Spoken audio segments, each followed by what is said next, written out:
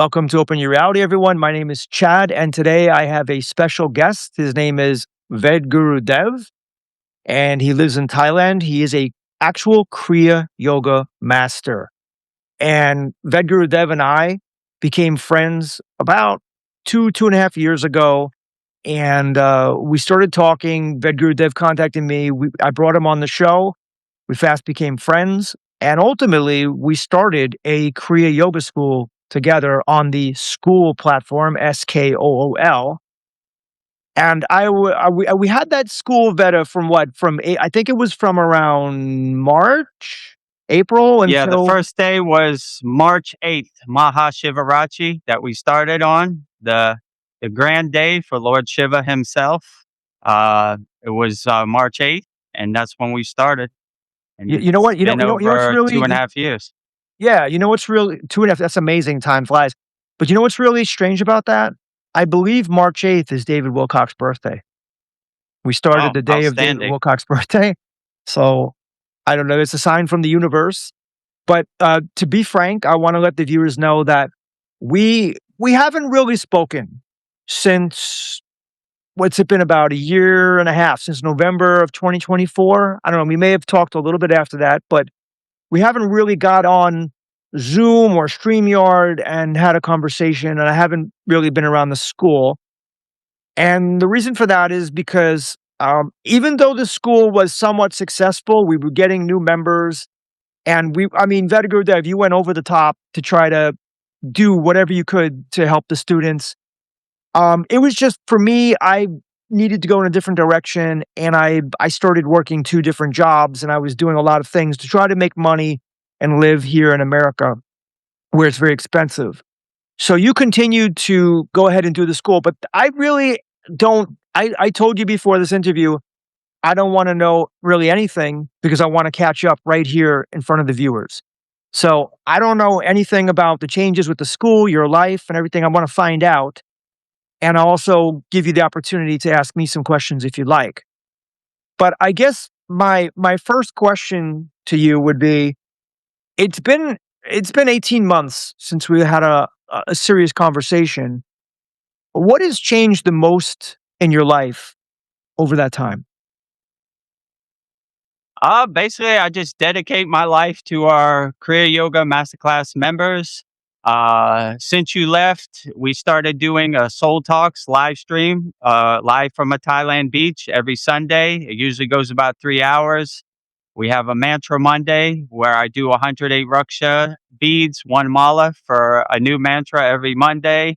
And every Wednesday at 9 p.m. Eastern Standard Time, we have a 3-hour satsang. And every Saturday, we have a live class. Usually goes about 3 hours. We learn 4 new Kriyas every Saturday. So a lot has changed, a lot of new stuff. We upload a new video every day. We're monetized on YouTube. We have a lot more members. I think we have 108 members now. We opened a free Kriya Yoga school. So if you don't have a financial means to join our paid school, we have a free Kriya Yoga school. Website is kriyayogamasterclass.com. So trying to help as many people as possible with the practices of Kriya Yoga. So Well, looking for opportunities to help people. we have a lot of new viewers that have come on the channel since I started not reposting, but I started posting more consistently a couple months ago. For those people that don't know what Kriya Yoga is, can you just briefly elaborate on what Kriya Yoga is? Just give them a short idea of what it is. Yeah, so Kriya Yoga, the 5 folds of Kriya Yoga are asanas, the physical postures to help the physical body, pranayama, secret yogic breath work, dhyana, meditation, mastering the mind, mantra japa, doing your mantra practice, and bhakti, which is devotion to God, singing and reverberating God's name, whatever God of choosing you have. So those are basically the 5 folds of Kriya Yoga, and we incorporate those into our daily sadhana, our daily yoga practices every day as Kriya Yogis and Yoginis. There's a lot of paths to liberation. There's Zen Buddhism, there's Christianity, there's Judaism. Why did you choose Kriya Yoga, And why do you think Kriya Yoga is the best path to liberation? I mean, I chose Kriya Yoga because I resonated with Kriya Yoga the most. It spoke the most to me. It uplifted me the most. It got me into a higher consciousness. But all paths, I love them all. When I was in the Himalayan mountains, we walked with lamas, walked with swamis, we walked with agoris, we walked with sadhus. We walked with everybody. We love them all. They all have great techniques, they all have great spiritual traditions, so I love them all. I don't have no judgment about anybody else's spiritual tradition. I love them all. So, Kriya Yoga is the one that resonates with me. Obviously, I love Babaji. You see Maha Avatar Babaji right behind me there. He Well, gets the trophy. hold on. I mean, you're. I know you're talking to me, and you probably are used to talking to all your Kriya Yoga members, but there's going to be people that have no idea about Kriya Yoga. So, just can you just elaborate real quickly on Babaji? So Babaji is the fountainhead of Kriya Yoga. He is our beloved Sadgurudeva. He is the highest Kriya yogi ever, right? He was the guru for Lahiri Messiah. Lahiri Messiah was the guru for Sri Yukteswar. Sri Yukteswar was the guru for Yogananda. So we come from a rich lineage, a rich parampara of Kriya yogis. And the highest Kriya yogi of all is Maha Avatar Babaji himself. So he is our fountainhead. He is our pointer in Kriya Yoga, so we look to him first, you know? Right. And one of the things that intrigued me about your story is I read Autobiography of a Yogi, which I talked about a lot on the channel before, but it's one of my favorite spiritual books of all time. It's really a magical book written in a very poetic way by Paramahansa Yogananda. And Paramahansa Yogananda was born in the I think around 1880s, somewhere around there, and he lived until around the 1950s, if I'm not mistaken. But he came to America. I think it was in 1920. He brought yoga here, and it was such an inspiring tale that I wanted to be. I wanted to be a yogi like that too, and go off to the Himalayas. Can you just briefly explain? Don't go, too far into detail, but what did you do that was amazing that I wanted to do? You went off into the Himalayas. Can you just basically give a little backdrop of that to the new viewers? Yeah, how I started on the path of Kriya Yoga. I was a famous DJ. The person who owned the nightclub that I DJed at in Bangkok said, "We're going on a trip to Sri Lanka to be initiated into Kriya Yoga." I had no aspirations to be a Kriya yogi. And when I went to be initiated into Kriya Yoga in Sri Lanka, Babaji struck me with a lightning bolt. And from that day on, I've been a Kriya yogi and I've dedicated my life to Kriya Yoga. So that's basically how I got on the path of Kriya Yoga.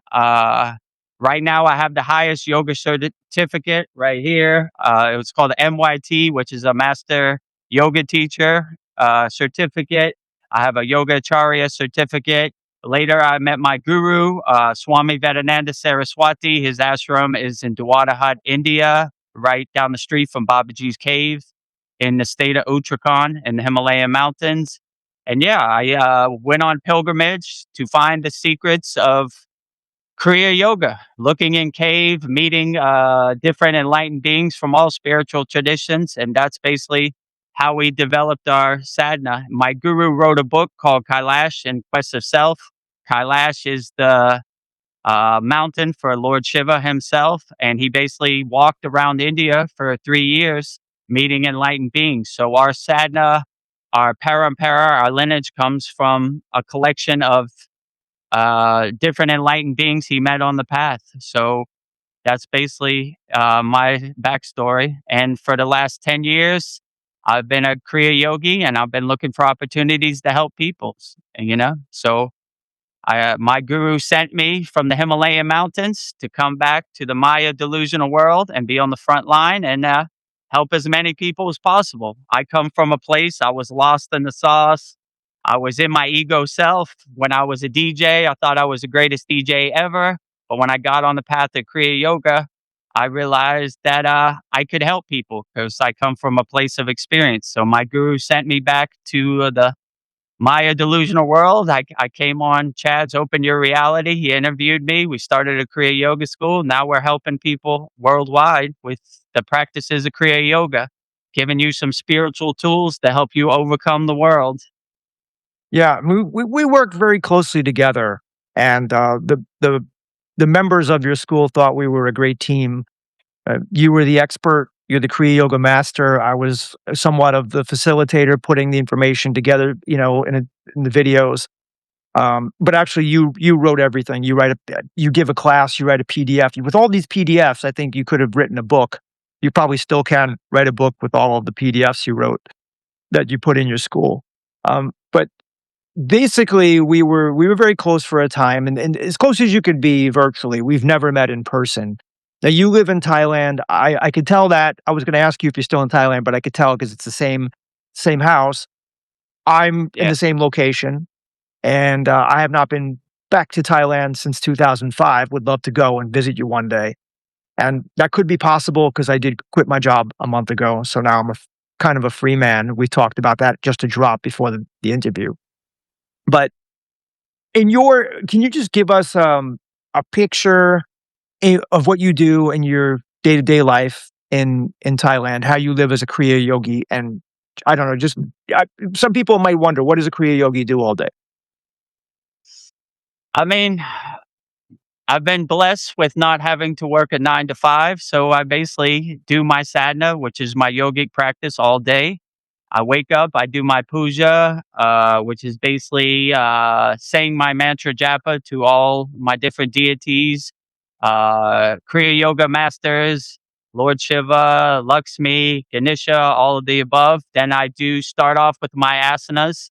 I do 18 asanas. It usually takes about an hour and a half.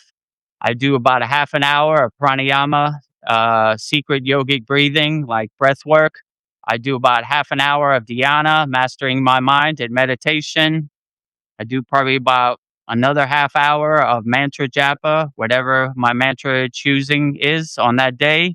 And then I just sing devotional songs like kirtans, bhajans, and songs to the source, or whichever deity I'm feeling on the particular day. So usually 2 hours in the morning, about an hour at night.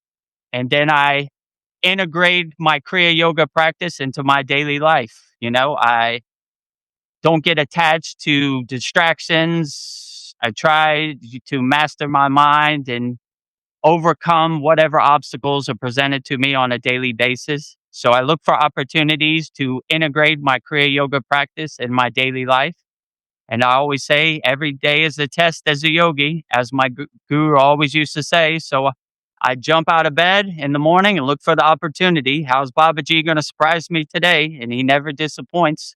So I look for opportunities to navigate this crazy Maya delusional world. So I have a lot of kriyas in my pockets so I can pull them out and integrate them into my daily life. And whatever this Maya delusional, crazy matrix simulation throws at me on a daily basis, I pull out my kriyas and overcome it as best as I can. So I try to stay an unshakable mountain. No matter how much it snows, unshakable mountain. No matter how much sun, unshakable mountain. No matter how much wind, unshakable mountain. No matter how much rain, unshakable mountain. So, and be a nuclear power plant of unconditional love, looking for opportunities to help people. When you say kriyas, do you mean like techniques or actions? What do you mean by pulling out your kriyas?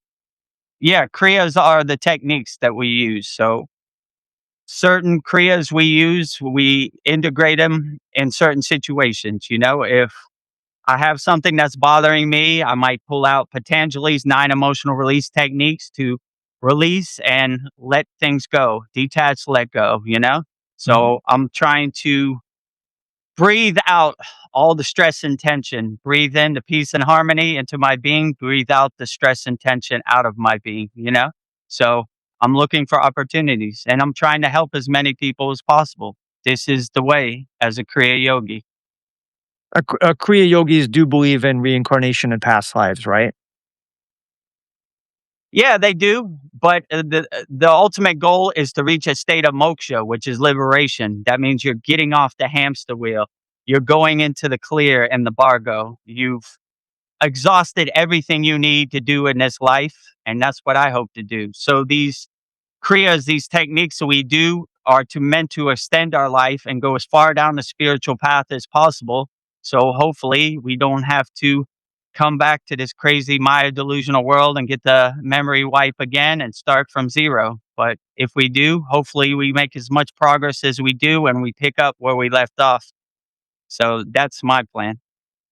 Right. So I hope not to reincarnate. I want to get off the hamster wheel. I want to go into Maha Samadhi and gracefully exit and never come back. Right. I believe I'm not sure if I remember who, but somebody, it might have been Liz Cross, said when I asked about you, and don't quote me on it, but she said that you were a person that wanted to get off the hamster wheel as fast as possible. So you're doing everything you can to accelerate your progress in this lifetime. And basically, that's what you said right there. True. Yeah. Yeah. As Sitas, as yogis or yoginis, we're doing as many techniques to maintain our physical body and master our mind and give ourselves mental clarity so we can go as far down the path. So when I do ascend, hopefully this is my last day at the rodeo. If you know what I'm saying, I get off the hamster wheel. And Liz Cross is right. I'm trying to leave the hamster wheel and wave bye bye to this Maya delusional world and join Babaji around the Yagna fire in the astral plane. Mm-hmm. Mm-hmm. Now I have a question. There are people watching this, and I'm sure 99.9% of the viewers watching this. There are going to be people from your school watching, but for sure, um, they might be thinking, well, I'm not doing all of these meditations and all these different techniques that you're doing every day. I'm just living a basic life. And sometimes if I have 10 minutes, I meditate. Maybe I read a spiritual book here and there. For those people who think they're a good person and they just meditate here and there, maybe read a spiritual book, maybe watch a video, are they making progress, or is it slow progress? I mean, do you need to do you need to devote yourself fully to really make full progress? What do you think about that for the average person? I would say if you're going to start, my guru used to say, when is the best time to plant a tree? The best time to plant a tree is 10 years ago. The second best time to plant a tree is today. So let's just get started today. Control what you can control. Wake up with a smile on your face. Enjoy the sun. You know, we have a mantra we say in our Kriya yoga class, Mahadev, Mahadev, Mahadev, which is to Lord Shiva. Anybody could say that.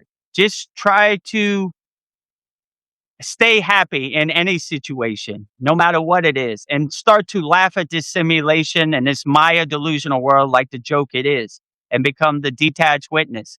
But I would just say anybody could wake up with a smile on their face and be in a state of gratitude, be grateful just to be alive.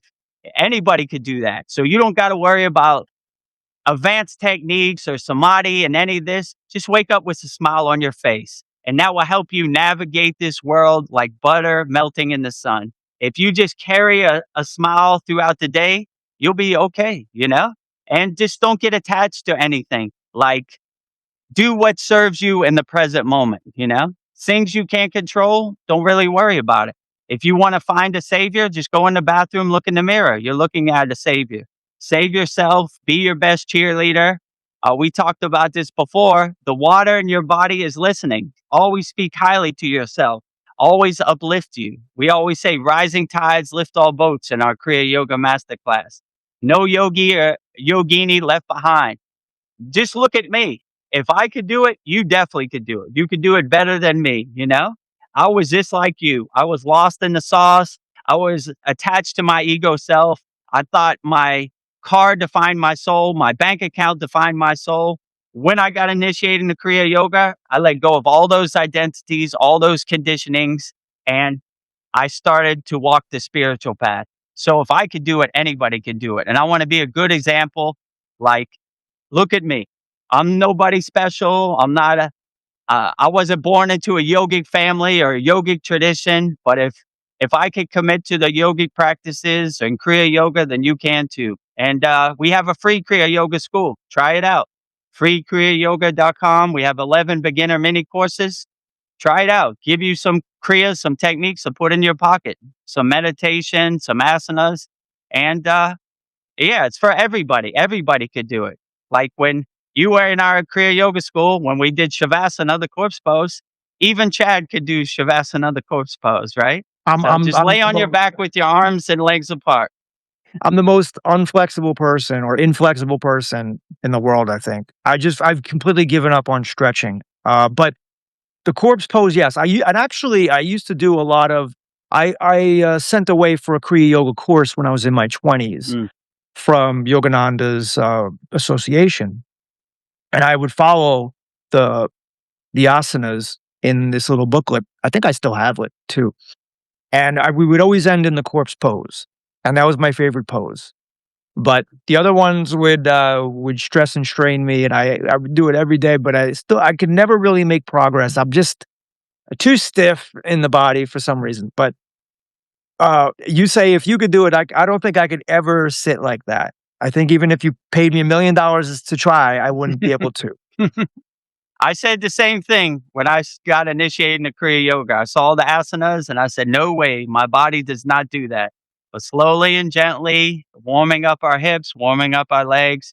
We have practices in our Kriya Yoga Masterclass. Exact practices I did. I just warmed up my hips and little by little, like I would put my foot here. Okay, I could do that. I would put my foot here. I could do that. I could put my foot here. I could do that. If you feel pain, just put your foot down, and slowly but surely it comes up sitting in Padmasana, full lotus position.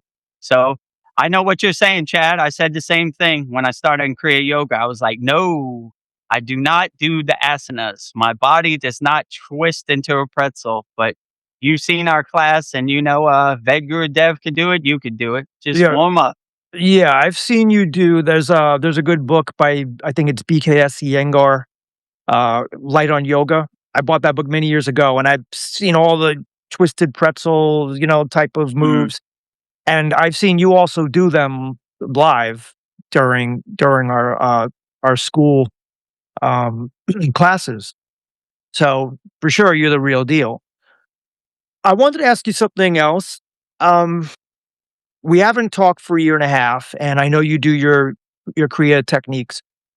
And people that have read Autobiography of a Yogi, I think one of the reasons that readers were so enamored with that book is mostly with Babaji, because he's this Mm, grand spiritual figure he's almost like a superhero. Yeah, he's right there. And he could teleport. He could mm, create palaces, beautiful palaces he could basically manifest anything he wants. He can do anything he wants. He could teleport people. He knows thoughts. He can look into past lives. He could do everything. And so that intrigued me. I mean, I know we all want to be superheroes and have superpowers in our own way.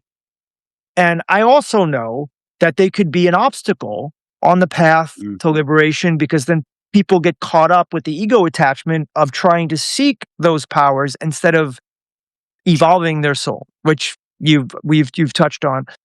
But I'm just curious to know that in the past year and a half that we haven't spoken, have you had any strange or unusual spiritual experiences in your personal life or your practice? I mean, when you do your sadhana wholeheartedly as a byproduct, these CDs kind of happen, Sometimes they happen indirectly. You don't even know about it. Like if you want to see a CD, I'll show you. Look, levitating CD. So, my guru used to say, "Who wants CDs?" The short answer, the ego. The long answer, nobody. So it's just something that kind of happens by you doing your sadhana wholeheartedly as a byproduct. So yes, things happen, but I don't get attached to it. Like I remember when I was in the Himalayan mountains, we would see yogis doing CDs, levitating, different things. And my guru would tap me on the shoulder. Nothing to see here. Like, we don't get attached to the CDs. That's good for them. But we focus on our sadhana, and this happens as a byproduct, but we're not focusing on it. It just kind of happens. Like, if I levitated right now on your live stream, I would just be like, oh, cool. But that's not the end goal. The end goal is reaching a higher state of consciousness, becoming a self realized being, Satchananda, absolute being, absolute consciousness, absolute bliss. So we always try to go that way, And these things happen when you reach a state of samadhi. You see shapes, you see different things. We don't really get attached to it. It's not the end goal. It's kind of like, oh, that's nice, but I'm going to keep walking forward. I don't want to attach to it. I just keep going. So that's kind of how I look at CDs. It's nice, to see what's possible, but I don't really attach to it. It kind of happens as a byproduct. So if a CD happened to me tomorrow, I probably wouldn't even think about it 5 minutes later, or I wouldn't go on David Letterman and levitate on his desk, I would Mhm. just be like, oh, whatever, that's cool. But that's a byproduct of me doing my sadhana. It's a good confirmation that I'm going the right direction, but I'm not going to show anybody. It's between me and God. Right, right. And I think the true spiritual aspirants keep it to themselves, whereas the True. ones that gloat and the ones that are pretentious about it are usually not the real ones. I was going to ask you, in the last year and a half, have you traveled anywhere? Have you been to any other countries? Have you been back to the Himalayas? No, I haven't because I've been focusing on Kriya Yoga School. But coming in July, I'll be traveling back to America. So we have a meet and greet at SRF Lake Shrine, Yogananda's Place, Sunday, July 5th. So if you're in the Los Angeles area and you want to meet Vedagurudev and Veronica live in person, we'll be there. And Oh, we have a great meeting. who is Veronica? Veronica is the moderator of. So when Chad left, Veronica took over Chad's duties. So she is now the moderator. And in the last couple months, she got name Diksha from me, and her name is now Vedgari Moksha. Oh, okay. Awesome. Yeah. No, I asked that question just because the viewers probably wouldn't know who she is, but of course I'm familiar with Veronica. She was a staple of the school while I was there, and it was always very helpful. And you probably makes a great moderator. Um, yeah. And so you're coming to America. You said what, July? What? What's the date? Sunday, July 5th, we'll be meeting at Lake Shrine, SRF. Okay, that's my mother's birthday, but Okay. we'll see. Yeah. Happy birthday to your mother. We'll see if she's watching Yeah.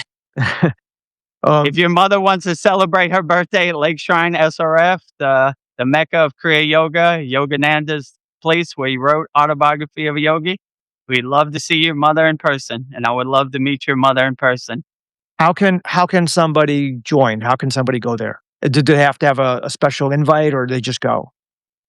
No, you could just meet us there. Everybody is welcome. All people who watch our live streams, all people who are members of our Kriya Yoga Masterclass. A lot of our members who are in California will be there. So everybody's welcome. I would love to see everybody.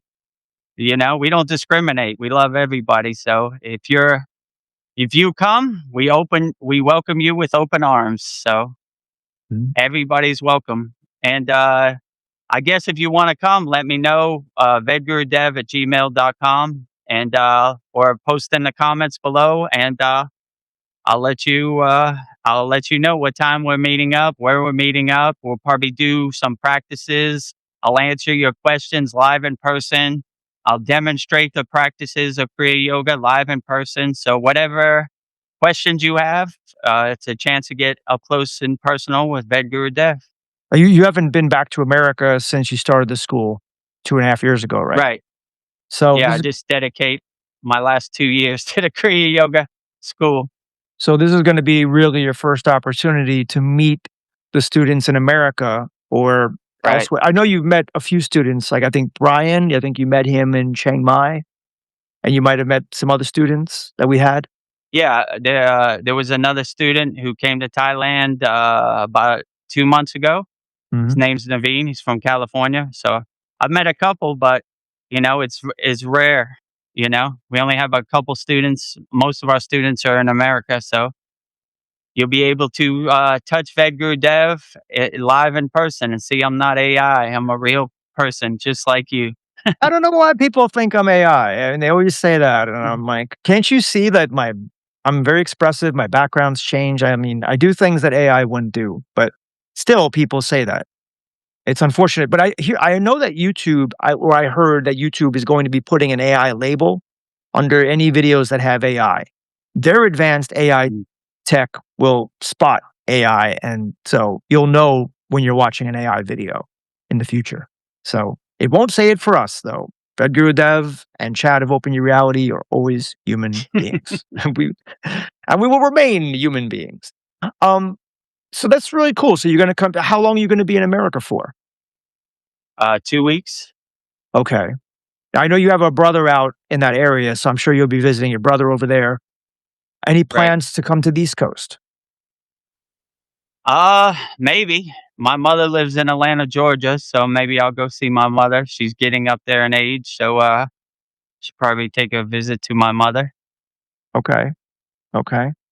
And so I know that when we started the school, we really had no knowledge of, operating a school platform and doing all that. But Mm. we did our research, and I think we did a pretty good job of getting it up to speed quickly. But looking back to when those first few months we started the school to now, would you have done things differently in the beginning? Have you noticed a big change? Like, or things basically we had it right in the beginning and we're just continuing to do more of it? I mean, this Saturday will be our 117th class, so Whoa. we've made a lot of progress from 1 to 117, and I've learned a lot of things, if you go back and watch class number 1, I don't have a light, the microphone isn't that great, but, we still, had good kriyas, so, yeah, we made a lot of good progress. Every, Saturday, we learned 4 new kriyas, so, we've learned a lot of stuff, we made a lot of progress, so, would I have done anything different? I don't know. I was just living in the moment. I was just kind of going with the flow. I remember when you told me there's a platform called SKOOL, SKOOL. I was like, that's not how you spell school. You spell school SCHOOL, you know? So it took a little while to wrap my mind around the concept of technology and helping people, but it's been beautiful. We've helped a lot of people. We've answered a lot of questions. I tell Veronica all the time I want to have a Santa Claus list of people I helped all around the world. So when I transcend my physical body and I go before the council of elders or whatever, how many people did you help, Vedagurudev? I thought you never asked. Millions, you know?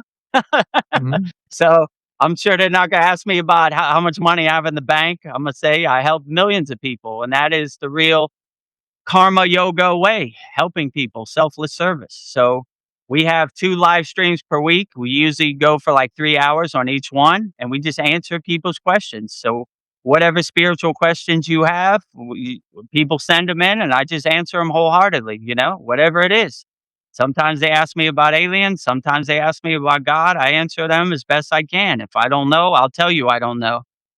But I try to help people as much as possible because when I started on the path of Kriya Yoga, there was nothing like this out there. So I want to help people. That's the main goal. It's not about money or financial means, it's about helping people. So I'm looking to help as many people as possible. So if you're out there and you need help, let me know. I want to help you.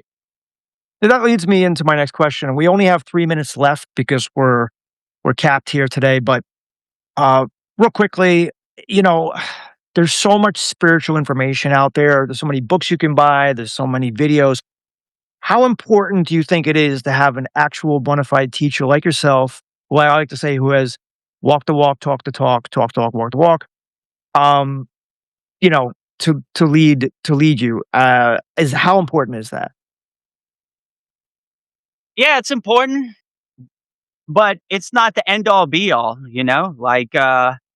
If you have somebody like me to teach you, that's great. But if I could do it, anybody could do it. So we have hundreds of video classes in our Kriya Yoga Masterclass. You could just watch it and go at your own pace, your own timing, your own comfort. So I don't want anybody to feel overwhelmed. Like I could never be like that Gurudev. You could be a better yogi than me.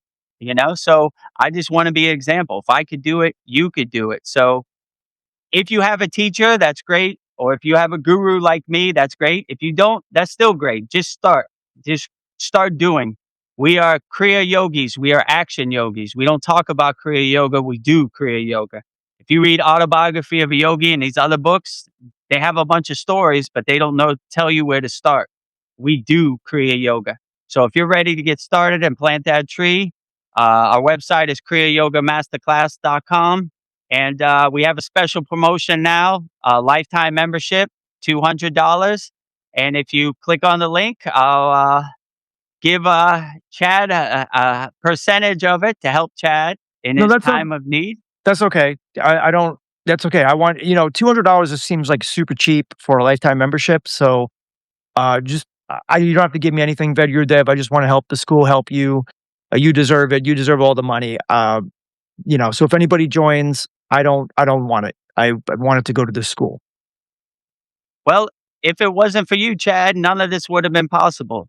So it's only right for me to give back also, right? Like I wouldn't be here if it wasn't for you, Chad, None of this would have been possible. So It's really I not have to necessary. give respect to that, You do what you want, Vedagurudev. I'm not going to stop you, but I'm just going to say this. We're down to about our final 20, 30 seconds. I want to say thank you so much for coming on the show again. If you have questions for Vedagurudev, please drop them in the comments section, and he'll answer them the next time he comes on. I'll put all the links that you talked about, Vedagurudev, below, so people can find all the links below, and you could also email him directly. I'll let you say anything. We have like five seconds. Go ahead. Okay. If you want to see Vedagurudev back on Open Your Reality, comment below.